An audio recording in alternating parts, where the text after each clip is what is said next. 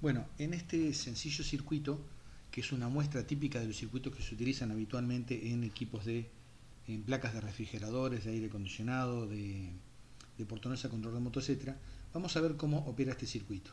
Acá este voltaje marcado BMP significa voltaje en el microprocesador. Eso es de una tensión de 5 volts, es el valor típico, ¿tá? O sea, la mayoría de los microcontroladores que se utilizan en estas aplicaciones funcionan con 5 volts, y los relés, digamos, que sirven para excitar, digamos, los elementos de potencia, trabajan con 12 volts. O sea que en una placa de este tipo típicamente están las dos tensiones presentes, la de 5 y la de 12. Muchas veces esas tensiones se obtienen con reguladores del tipo 7812 y 7805, o cuando tienen fuentes conmutadas, bueno, el secundario del transformador presenta, digamos, rectificadores con las dos tensiones. Aquí el elemento excitador, digamos, de relé, que se llama K1, es un transistor del tipo 2N4401, es un transistor, digamos, de pequeña señal, que sirve tanto para aplicaciones de amplificación como de conmutación, y es similar a, por ejemplo, un tipo BC548 o algo similar. Acá este interruptor S1 lo ponemos simulando cuando la señal del microprocesador pasa a 5 volts o a 0. Entonces, vamos a poner en marcha el circuito y vamos a ver lo que ocurre. Aquí tenemos el multímetro, analizando el multímetro, está conectado en el terminal del colector del transistor Q1 y está marcando una tensión de 12 volts, cosa totalmente normal porque el transistor no consume corriente porque tiene circuito de base abierto. Entonces, por lo tanto, como no hay corriente de base, no hay corriente de colector en el transistor, y por lo tanto la tensión en el colector del transistor es de 12 volts, lo cual lo está marcando directamente acá. Ahora, viendo la señal del osciloscopio, tenemos lo mismo, ¿tá? Acá estamos en una escala de 10 volts por división, significa que de aquí a aquí tenemos una división, y un 20% más tendríamos los 12 volts. Este circuito, voy a eliminar un segundo el osciloscopio, este circuito funciona con 230 volts la parte alterna, y acá se puso una lámpara porque no tengo otra cosa más representativa en el simulador. Se puso una lámpara de 230 volts.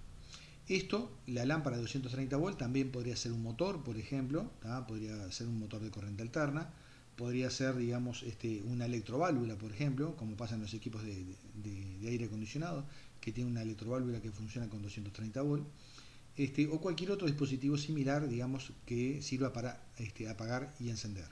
Aquí el caso de la lámpara tiene la ventaja de que se ve claramente en el simulador cuando la lámpara está encendida y cuando está apagada.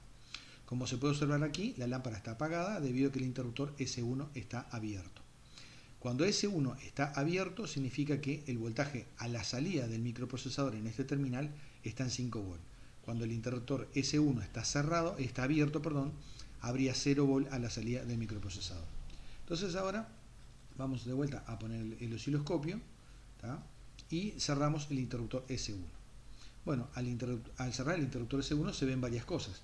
Ven, la señal del osciloscopio cayó a 0 volts, está marcado acá en la línea roja, y la tensión en el instrumento pasó a 90 milivolts aproximadamente, o sea, aproximadamente 0,1 volt, que es el valor típico entre colector y emisor de saturación de un transistor, digamos, de este tipo, funcionando con corrientes pequeñas, ¿tá? O sea que, en una palabra, aquí hay corriente de base, la tensión a la salida del microprocesador es 5 volts, hay corriente de base en el transistor, eso provoca que hay corriente de colector en el transistor, circula corriente por la bobina móvil de relé. Este diodo D1 no hace nada en este momento, está abierto. ¿Por qué? Porque la tensión en el cátodo vendría siendo más positiva que en el ánodo, por lo tanto el diodo está inactivo. Como se ve por esta rayita inclinada, digamos acá, los contactos de relé se cerraron y la lámpara está alumbrando normalmente, ¿tá? Entonces, ahora vamos a ver qué es lo que pasa cuando yo de golpe abro el interruptor S1, lo que equivale a decir que la tensión a la salida del microprocesador pasó de 5 volts a 0. En ese momento, como se puede apagar, la lámpara se apagó, la tensión, digamos, a la salida, acá no se llegó a ver en el osciloscopio, pero subió de vuelta a 12 volts. Vamos a intentar hacerlo en otro momento de vuelta para ver si se ve, digamos, las pequeñas oscilaciones. Vamos a cerrar de vuelta acá y vamos a esperar un momento más oportuno para tratar de abrirlo. Ahí está. ¿Ven? Ahí abrimos el interruptor, o sea, se cortó la señal del microprocesador, se produjo una pequeña oscilación en el colector del transistor y luego la tensión se estabilizó de vuelta en 12 volts.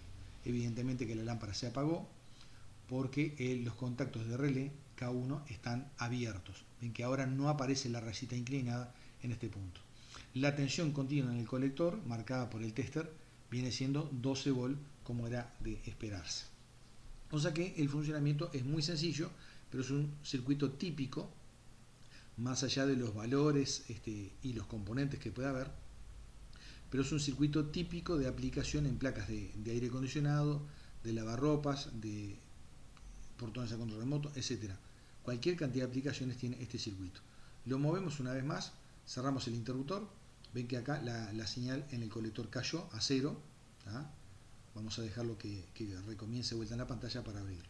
Ven ahí, la lámpara está encendida, abrimos el interruptor, se produce la pequeña oscilación y la tensión luego vuelve a los 12 volts. El hecho de abrir el interruptor significa que la salida del microprocesador pasó de 5 volts a 0. Mientras tanto, el transistor está perfectamente saturado. Un detalle importante que hay que tener en cuenta en lo que respecta a las fallas en estos aparatos. Si en algún caso, en alguna reparación, se encuentra que este transistor Q1 está dañado, que pasa habitualmente, por ejemplo, son frecuentes cortocircuitos entre colector y emisor y cosas similares, bueno, aunque el diodo D1 medido con el tester parezca estar bien, hay que cambiarlo sí o sí, porque eso significa de que el transistor probablemente se haya roto por algún pico de tensión y eso significa que el diodo D1 puede estar semiabierto. A veces el tester en corriente continua puede estar marcando como que el diodo está perfectamente bien, pero a la hora de ponerlo en funcionamiento en el equipo está dañado. Entonces es buena norma cambiar los dos componentes, total el costo de los componentes es muy pero muy bajo, y por supuesto también hay que revisar el relé, o sea asegurarse que los contactos no estén chispeados. Lo que conviene medir esta parte con el ohmmetro y tiene que dar una resistencia de 0 totalmente, y la bobina móvil de relé da una resistencia típica más o menos entre 300 y 420 ohms en la mayoría de los casos. Bueno, creo que con esto más o menos queda claro tanto el funcionamiento de este circuito como lo que más ocurre en las reparaciones. En las reparaciones, la resistencia R1, que en este caso es 2,7K, generalmente esta resistencia nunca presenta fallas de ningún tipo, ¿tá? A veces acá puede ir incluida una resistencia más entre la base y masa, de un valor más alto que R1, por ejemplo un valor como 10K para este caso. Esa resistencia es para asegurarse de que el transistor está cortado cuando aquí no hay 5 volts, digamos, en el microprocesador. La mayoría de las veces no se incluye, no es necesario, pero puede estar incluida en algún que otro caso. Bueno, será hasta el próximo video.